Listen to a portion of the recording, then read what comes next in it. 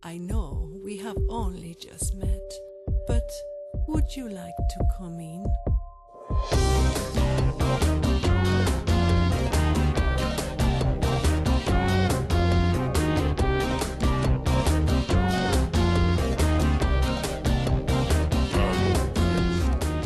Welcome to the final episode of Property Works. Well, on today's show we check out a Bay of Plenty home that started out with a pretty shaky beginning and finished up rather firm and funky. Well, we've all heard it said, the wise man built his house on a rock.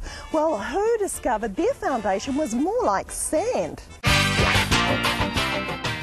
Meet Mr. and Mrs. Denham, Property Works' wisest builders. Well, there will be delays in every build, but this was a major one. Pockets of soft soil. What did Kerry and Anthony do? How I discovered the problem of the soil was my builder phoned me in the morning and he said, we've got a problem on site here. My steel rods I'm poking in the ground are disappearing. And my immediate reaction was, nah, that can't be happening. We haven't even started the job. So I said, no, find another spot. And he says, no, well, this is the spot. We've got to put these rods in here. I said, well, I'll be on my way. I'll be there soon. I turned up and I said, okay, what area are we talking about? He says, right here. Okay, show me. Put the rod in the ground and it did disappear. And I was like shocked. I was like, wow, what do we do? Freaking out and the rest of it. Anyway, he says, okay, let's just talk about this. So we did, and about 10 minutes later we came up with the idea of phoning an engineer, and we had to widen the footings. So rather than the footings initially being 300 wide, we had to make them 800 wide. So I guess there is an extra cost, and that extra cost is the concrete because of the footings being that wide. The depth wasn't too much an issue. We had to use D16 high tensile rods instead of D12, so they're heavier steel rods as well too. Anthony doesn't cope well with delays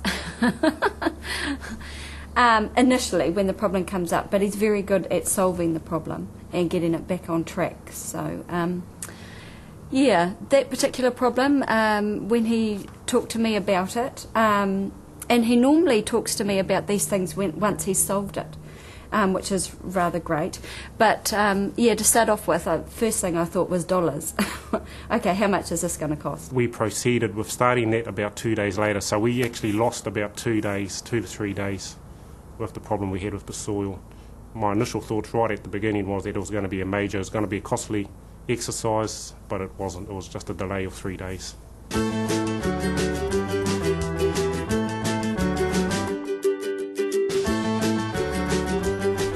Quite a common situation with a new development is that once all the development work's finished and completed, that you come to decide where you're going to put your house. It's quite often lots of little pockets where there may have been a spring or vegetation or a tree or a gully filled in or something, or even just a small anomaly in the soil. So at the time you do your building set out and put your profiles down, council come round and have a bit of a look.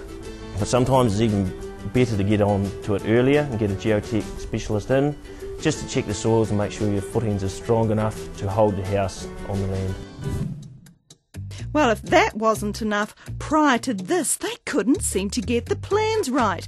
There was a lot of seesawing going on between the architect and the Denhams. I wonder why. We were really busy with other things that we were doing in our lives as well, so it didn't sort of start off that great. It sort of started with no urgency really, and it seemed to continue that way until we decided, okay, this is taking far too long, we need to get our act together, and started pushing the architect, and from there found out that the architect does his job with actually helping you design the house that you want, and then he uses a subcontractor, if you like, and actually getting the plans drawn up, and that's where the problem was getting those plans drawn up, and then getting it it would come back to us, and there were things that were forgotten that we had told the architect about, and he had forgotten to pass it on, or whatever the case may be, or they had forgotten to actually put it in there, so then it had to go back again, and it was just a to and fro process for quite a while, wasn't it?